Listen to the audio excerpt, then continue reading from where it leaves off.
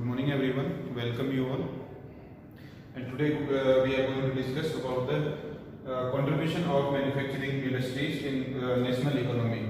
In last video we have discussed about the definition of the manufacturing industry or manufacturing and the importance of manufacturing in the national economy. Okay, so manufacturing is the production in large quantity and it transforms the raw material into valuable product. It add value in that product. Okay, add value in a particular product. So today we are going to discuss about the contribution of national economy. इस topic को discuss करने से पहले एक थोड़ा सा आपको discussion पे लेके जाते हैं अबाउट योर लास्ट एग्जाम. सो अभी जो आपने लास्ट एग्जाम दिया है सोशल साइंस का, उसमें कुछ ज्योग्राफी के जो आपका मैप है उसके अंदर बहुत ज़्यादा कुछ मिस्टेक्स थी, तो उसमें थोड़ा सा इम्प्रूवमेंट आपको करना है. किसी भी ज्योग्राफी के अंदर किसी भी पर्टिकुलर लोकेशन को लोकेट आपको करना है, ठीक है. तो उसके लिए आप क्या करेंगे, लाइक एक लास्ट एग्जाम में आपके पास एक क्वेश्चन था रावत भाटा का, ठीक है. तो देखिए राजस्थान के अंदर रावत भाटा लोकेटेड है, ये आपको पता है. This is Rajasthan. सो आपको मैंने देखा कुछ शीट के अंदर जो है रावत भाटा, ठीक है, इस तरीके से यहाँ पे आपने इसका नेम मेंशन कर दिया. सो और आपने जो क्वेश्चन नंबर था वो मेंशन कर दिया. लाइक रावत भाटा जो था वो 4th नंबर का जो मैप का क्वेश्चन था, तो आपने ये मेंशन कर दिया. इट मीन्स आपको पता है कि राजस्थान के अंदर रावत भाटा लोकेटेड है. बस इस तरीके से आपको इसको लोकेट नहीं करना है, ठीक है. इसका लोकेशन का ये वाला जो मेथड है ये रॉन्ग है. आपको करना क्या होगा, रावत भाटा की एग्जैक्ट लोकेशन को मार्क करना होगा, ठीक है. लाइक रावत भाटा की एग्जैक्ट लोकेशन यहाँ पे है, तो इसकी एग्जैक्ट लोकेशन जो है वो आपको मार्क करनी होगी. अब ये रावत भाटा की जो एग्जैक्ट लोकेशन आपने मार्क की है, इसको इस तरीके से लाइन को बाहर निकालते हुए, ठीक है, यहाँ पर इसका नेम आपको मेंशन करना है, ठीक है. तो ये एक मेथड है जियोग्राफी के अंदर मैप को लोकेट करने का. ये नहीं है कि आपने किसी जिस भी स्टेट के अंदर वो रॉन्ग हो जाएगा आपका, ठीक है. एग्जैक्ट लोकेशन को मार्क करनी होती है. इस लोकेशन में भी वेरिएशन नहीं होना चाहिए, ठीक है.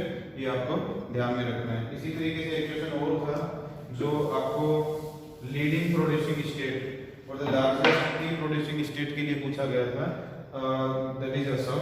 तो आपने आसाम के लिए क्या किया था, वहां पे आप आंसर राइटिंग मैंने कुछ सीट में देखा था कि जैसे आसाम स्टेट है तो आपने यहाँ पर इसका नेम लिख दिया आसाम, ठीक है, और मेंशन कर दिया कि क्वेश्चन नंबर 2 या 3 जो भी था, ठीक है. तो इस तरीके से आपको ये आंसर राइटिंग में ऐसा नहीं होना चाहिए. आपको करना क्या होगा, आपके जो क्वेश्चन में जो दिया हुआ है लीडिंग प्रोड्यूसिंग स्टेट, तो आपको क्या करना है, यहाँ पे एरो मार्क करते हुए यहाँ डॉट मार्क करेंगे, इस तरीके से एरो मार्क करेंगे और यहाँ पे लिखेंगे लीडिंग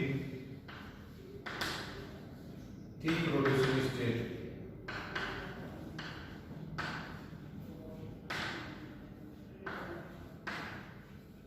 और यहाँ ब्रैकेट में आप लिखेंगे आसाम. क्लियर हुआ, ठीक है. तो आपको क्या करना होगा, यहाँ डॉट मार्क करके एरो मार्क करके इसको थोड़ा बाहर की साइड में लीडिंग टी प्रोड्यूसिंग स्टेट, ये जो क्वेश्चन में गिवन है ये मेंशन करना जरूरी है. Then you can write Assam. Okay, तो ये एक मेथड होता है मैप को लोकेट करने का इन जियोग्राफी. तो इस चीज को आपको ध्यान में रखना है नेक्स्ट एग्जाम में. क्लियर हुआ.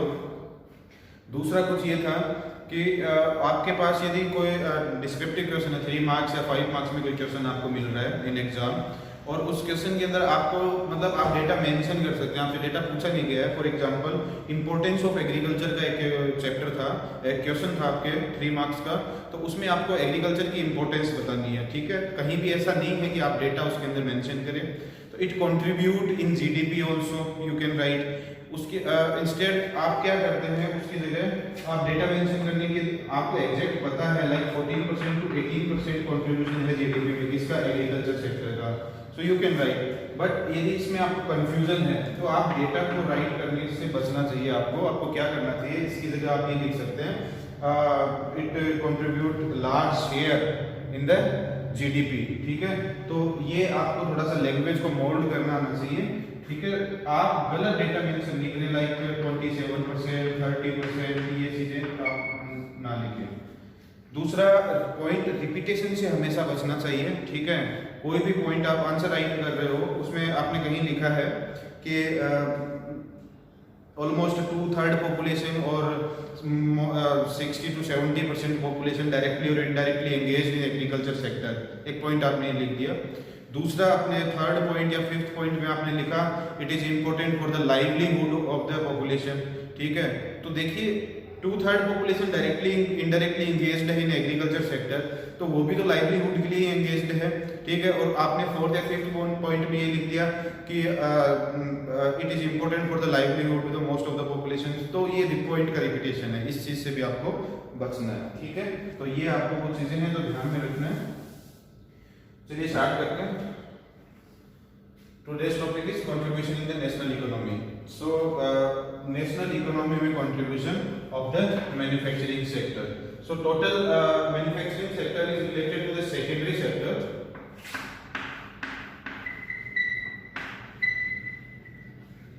Manufacturing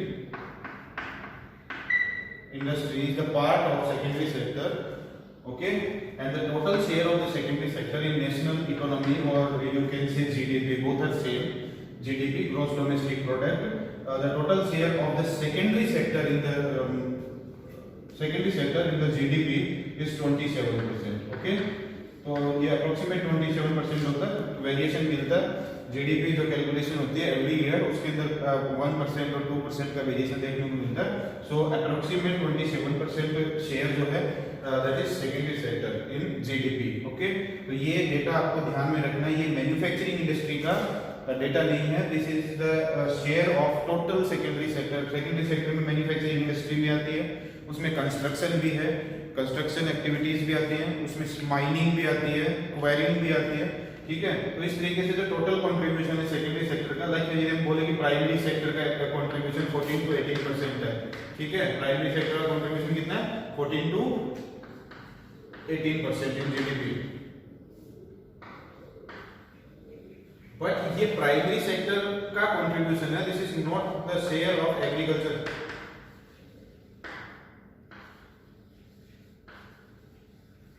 एग्रीकल्चर का ये कंट्रीब्यूशन नहीं है, एग्रीकल्चर को प्राइमरी सेक्टर का एक पार्ट है। एग्रीकल्चर आपको एग्रीकल्चर का शेयर ना बता के प्राइमरी सेक्टर का शेयर बताना होता है। तो इसी तरीके से आप देखिए जो प्राइमरी सेक्टर है उसमें फॉरेस्ट्री भी आता है, फॉरेस्ट से जो इनकम हो रही है वो भी है, फिशिंग भी उसी का पार्ट है। इन प्राइमरी सेक्टर में agriculture and it's allied activities आती हैं, जो भी अलाइड एक्टिविटीज उससे जुड़ी हुई हैं। ठीक है, हॉर्टिकल्चर है, सेरिकल्चर, तो ये जो चीजें हैं वो इससे जुड़ी हुई हैं एग्रीकल्चर से, they are part of primary sector. इसी तरीके से सेकेंडरी सेक्टर का जो शेयर है that is 27% in national economy. ठीक है, ऑफ विच मैन्युफैक्चरिंग सेक्टर का जो शेयर है that is 17% only, of which manufacturing sector contribute only 17%।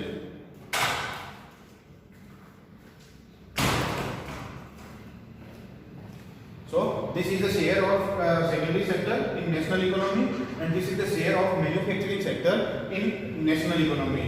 This is 17%. ठीक है, so but in last few decades it was stagnated, ये रुका हुआ है। ठीक है, तो ग्रोथ रेट है बहुत ज्यादा नहीं है इंडियन मैन्युफैक्चरिंग सेक्टर में। It has annual growth rate of 7%। It has annual growth rate of 7% only. Okay, but desirable growth rate is 12% per annum. Okay, जो ये 17% है, इस प्रोडक्शन में या इस शेयर में 7% की जो है पर एनम जो है वो ग्रोथ हो रही है। ठीक है, जितना भी इन्होंने कंट्रीब्यूट किया है तो उसका 7% पर एनम ग्रोथ हो रही है। And desirable growth rate Indian manufacturing sector की जो है इट इज 12%। ओके, कंपेयर करके देखें, if you compare Indian manufacturing sector with the developed countries and few east Asian countries, so India lagging behind few East Asian countries and developed countries having 25 to 35% growth rate. Okay, but Indian जो manufacturing sector है उसका जो growth rate है that is only 7%.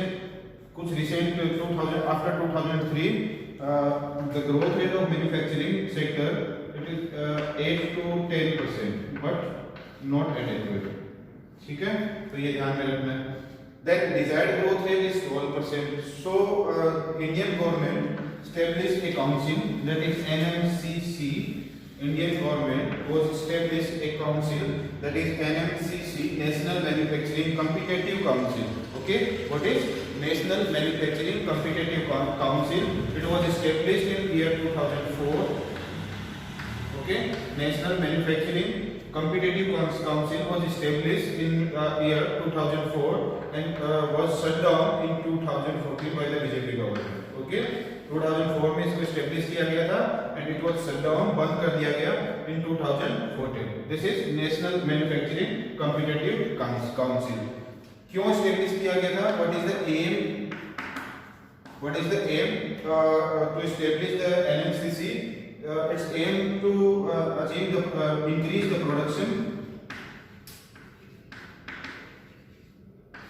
Okay, National Manufacturing Competitive Council established with the aim to increase the production को increase करना, plus to achieve, second क्या है? To achieve the target of 12% growth rate.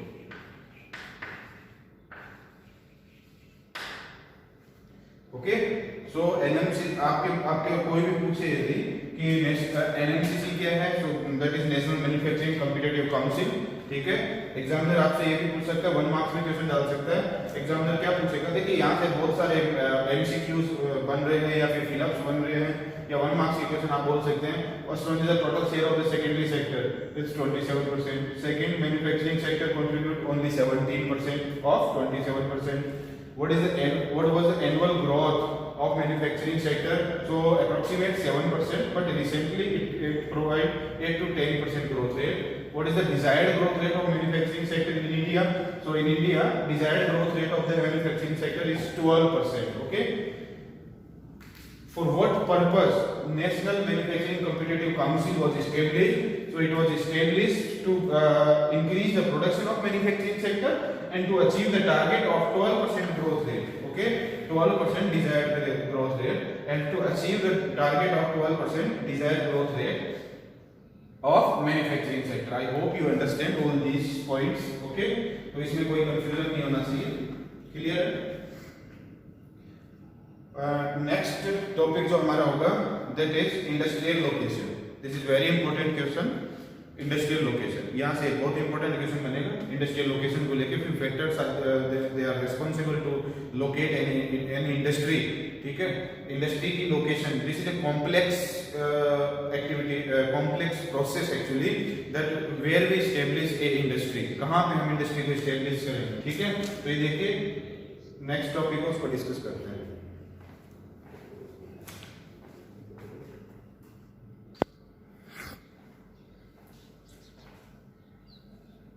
So let's start. The next topic is industrial location. This is very important topic. Generally यहाँ से question बनता है, what are the factors of industrial location? कौन-कौन से factors हैं? They are responsible for the industrial location. So these are factors which influence the location of the industry. ठीक है, कोई भी इंडस्ट्री की लोकेशन है वो इन कुछ फैक्टर्स से इन्फ्लुएंस होती है. तो देखिए, first one is the raw material. Raw material is a very important factor that directly affect the location of the industry, just because few industries or few raw materials, for example iron ore, okay, coal, they are weight losing raw material. weight losing raw material होते हैं ये कौन से? Iron ore है, कोल है, sugar cane है. So sugar cane industry, iron and steel industry, or industries which using the coal as a raw material, they are weight losing, dependent on weight losing. They are dependent on weight losing raw material. Okay, clear? weight lose कैसे होता है? उनको with the time, यदि हम उनको carry करते हैं for long distance तो उनका weight lose होता है. ठीक है, उनकी जो टोटल प्रोडक्शन प्रोडक्शन उनके अंदर उनका जो इन्वॉल्वमेंट होता है वो रेड्यूस हो जाता है, उनकी क्वालिटी रेड्यूस हो जाती है, ठीक है। शुगर केन है, लाइक शुगर केन है तो उसमें जो सुक्रोज कंटेंट है, सुक्रोज कंटेंट, शुगर केन में एवरेज 10 to 12% सुक्रोज कंटेंट होता है, ठीक है। कितना सुक्रोज कंटेंट होता है? 10 to 12%। लेकिन हम इसको कैरी करेंगे for long distance then it reduces, तो ये रिड्यूस हो जाएगा, ठीक है। तो उससे शुगर प्रोडक्शन जो है वो डायरेक्टली अफेक्ट होगा। So those industry which are dependent on the weight losing raw material, कहाँ पे उनका लोकेशन होगा? उनका लोकेशन जो होगी उसके लिए बेस्ट सुटेबल प्लेस होगा इन the area of raw material, जहाँ पर शुगर केन जो है वो प्रोड्यूस हो रहा है वहीं पर शुगर मिल्स एस्टेब्लिश की जाए। जहाँ पर आयरन ओर प्रोड्यूस हो रहा है वहीं पे आयरन एंड स्टील इंडस्ट्री उसके प्रोक्सिमिटी के अंदर उनको एस्टेब्लिश किया जाए। That are the suitable place to locate that industries, okay. So raw material is directly affecting the location of the manufacturing industry. एक एग्जांपल और देखिए, industries those are dependent on the perishable raw materials, जो decay हो जाते हैं, ठीक है। Perishable raw material जो मिल्क प्रोडक्ट्स हैं, ठीक है। तो मिल्क और मिल्क प्रोडक्ट्स जो हैं वो पेरिशेबल होते हैं, वो जल्दी डिके कर जाते हैं, ठीक है, ज़्यादा लंबे टाइम तक उनके लिए रेफ्रिजरेशन वगैरह की जरूरत पड़ती है। सो फॉर दैट, ठीक है, वो क्या होगा, जो बेकरीज हैं वो उसी रीजन के अंदर स्टेब्लिश की जाती हैं या उसके प्रॉक्सिमिटी में स्टेब्लिश की जाती हैं जो पेरिशेबल रॉ मटेरियल के ऊपर डिपेंडेंट होती हैं। दैट्स व्हाई रॉ मटेरियल में क्या करता है, अफेक्ट करता है इंडस्ट्रियल लोकेशन को। Second one is the labour, okay. Labour is another factor which affect the location of the industry, just because few industries are labour intensive industries, बहुत ज्यादा labour की जरूरत पड़ती है, ठीक है। For example cotton textile industry, cotton textile industry का अब देखिए, इसको लिंक कीजिए, महाराष्ट्र में स्टेब्लिश होना कॉटन टेक्सटाइल इंडस्ट्री का, ठीक है, वो क्यों है? क्योंकि वहाँ पे चीप लेबर इजी वे में अवेलेबल हो जाते हैं, ठीक है। So few industries are labour intensive industries, example दीजिए कॉटन टेक्सटाइल इंडस्ट्री का। तो इस तरीके से इसको आपको एक्सप्लेन करना है। Then next is the capital, this is the third factor which affect the location of the industry. Few industries are capital intensive industries, क्या होती है? Capital intensive industries. And best place क्या होगा उनकी लोकेशन, उनको locate करने के लिए सुटेबली लोकेट कहाँ की जाएंगी? Where capital can be arranged easily. So Maharashtra is the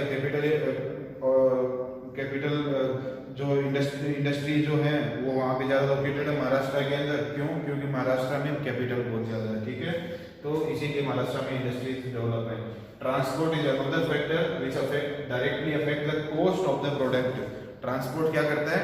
product की कॉस्ट को अफेक्ट करता है। यदि हम रॉ मटेरियल को कैरी करके इंडस्ट्री तक अप्रोच कर रहे हैं देन तो उसका ट्रांसपोर्टेशन कॉस्ट होगा और रॉ मटेरियल की वैल्यू इंक्रीज कर देगा। व्हेन रॉ मटेरियल की वैल्यू इंक्रीज होगी उसके बाद में उसके प्रोडक्शन की वैल्यू इंक्रीज हो जाएगी। देन प्रोडक्ट को हम वहां से मार्केट तक लेके जा रहे हैं तो उससे भी ट्रांसपोर्टेशन कॉस्ट ऐड होगी तो उसकी वैल्यू और ज्यादा इंक्रीज हो जाएगी। सो transport is also affecting the location of the industry. Fourth point is the power, okay. Few industries are dependent on the or are using intensive power. For example, aluminium smelting, जितने भी smelting industry है उनके लिए power की requirement होती है। So they suitably locate in the area of power production. Fourth one is the market. Few market-based industries, okay. Market-based industries का example देखिए, जो industries raw material पे directly dependent नहीं होती हैं, they are market-based industries. Market उनके लिए important होता है, क्यों?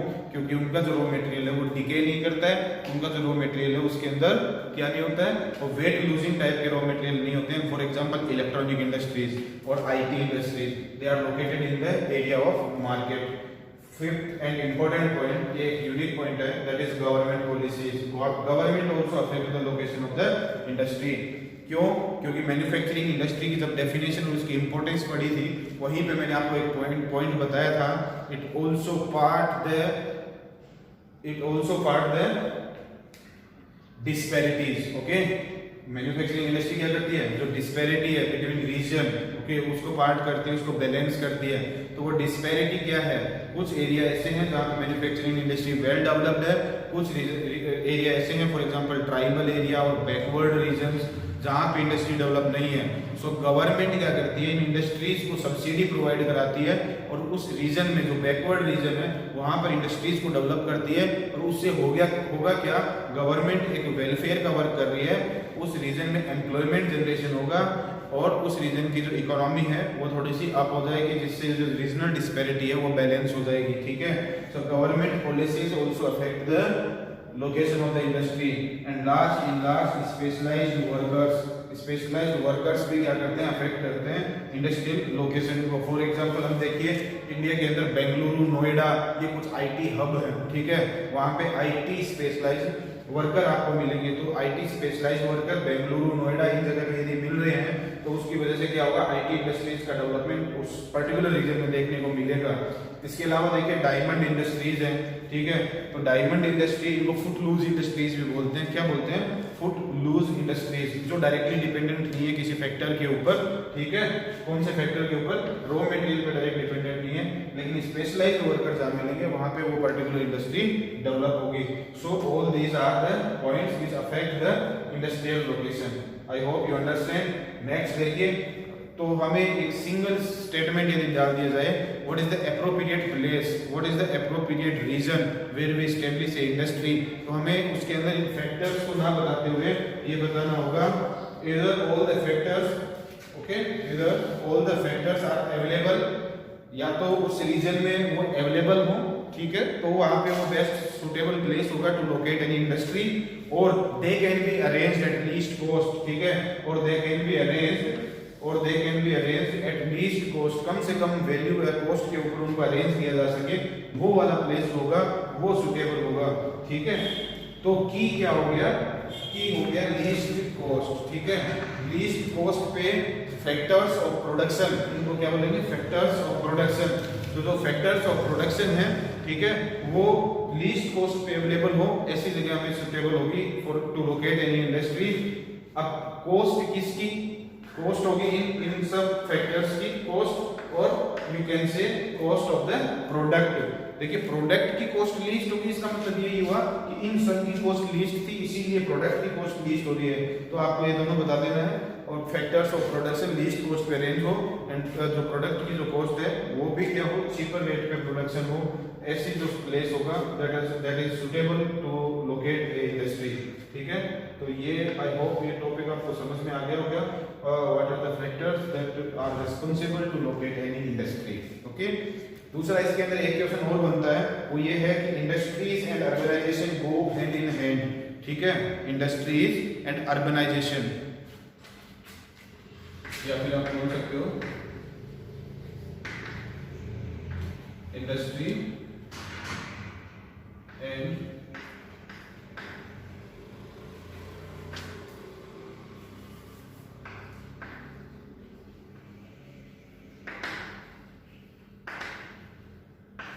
इंडस्ट्रियलाइजेशन या इंडस्ट्री, ठीक है, industrialization and urbanization go hand in hand, मतलब ये एक दूसरे को साथ में चलने वाली प्रोसेस होती है, एक दूसरे को सपोर्ट करते हुए चलने वाली प्रोसेस होती है। इंडस्ट्रियलाइजेशन इंक्रीज होगा तो अर्बनाइजेशन इंक्रीज होगा, और इधर अर्बनाइजेशन इंक्रीज होगा तो इंडस्ट्रियलाइजेशन भी इंक्रीज होगा, ठीक है। तो इसके फेवर में एक्सप्लेन करके आपको बोल दे और 3 मार्क्स में पूछ ले, तो आपको दोनों के लिए बताना होगा कि इंडस्ट्री किस तरीके से अर्बन एरिया को सपोर्ट करती है एंड किस तरीके से अर्बन एरिया जो है वो इंडस्ट्री को सपोर्ट करता है। For example urban area support करता है इंडस्ट्रीज को वो लैंड प्रोवाइड कराता है, ठीक है, सिटी सेंटर है कोई भी तो वो उसको मार्केट प्रोवाइड कराएगा, and it also provide the labour, banking facility provide कराएगा, so services like banking, insurance, legal services, तो इस तरीके की जो सर्विसेज हैं वो प्रोवाइड कराता है कौन, सिटी सेंटर, किसको, अर्बन एरिया को, सिटी सेंटर इंडस्ट्रियल एरिया को। अर्बनाइजेशन ने इंडस्ट्रियल एरिया को इस तरीके से सपोर्ट किया, एंड इंडस्ट्रियलाइजेशन जो है वो इंडस्ट्रीज जो है वो उसको क्या प्रोवाइड करा रही है, वो उसको प्रोवाइड करा रही है सिटी को एम्प्लॉयमेंट, ठीक है। तो सबसे बड़ा जो बेनिफिट है इंडस्ट्रीज का सिटी के लिए वो है एम्प्लॉयमेंट का बेनिफिट, एंड सेकंड जो बेनिफिट होगा वो प्रोवाइड कराएंगे उसको प्रोडक्ट एट चीपर रेट। तो इस तरीके से एक दूसरे को सपोर्ट करते हुए हैंड इन हैंड मूव करती हैं, मतलब एक दूसरे को सपोर्ट करते हुए डेवलपमेंट इनका होता है। इंडस्ट्रियलाइजेशन होगा तो अर्बनाइजेशन भी इंप्रूव होगा। नेक्स्ट हमारा एक वर्ड इसके अंदर दिया हुआ है दैट इज एग्लोमरेशन इकोनॉमीज। क्या वर्ड दिया हुआ है, एग्लोमरेशन इकोनॉमीज।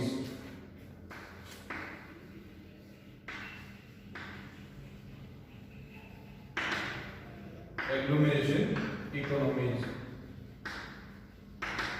एग्लोमरेशन इकोनॉमीज क्या होती है, एग्लोमरेशन का वर्ड का मतलब होता है ग्रुपिंग, ओके, ग्रुप, जब बहुत सारी इंडस्ट्रीज एक साथ टुगेदर एक साथ ज्वाइन करती हैं, लोकेट हो जाती हैं, पास में लोकेट हो जाती हैं। For example here we have a industrial plant और इस तरीके से इसके आसपास में बहुत सारे प्लांट्स या अलग अलग इंडस्ट्रीज अवेलेबल हो, ठीक है, डेवलप हो, इस तरीके से एक क्लस्टर का फॉर्मेशन यदि हो रहा है, ग्रुप यदि बन रहा है, दैट इज एग्लोमरेशन। तो एग्लोमरेशन की डेफिनेशन यही है कि many industries tends to come together, बहुत सी इंडस्ट्री हैं वो एक साथ आ जाती हैं, tends to come together to utilise और to utilise the advantage provided by the city centre, ठीक है।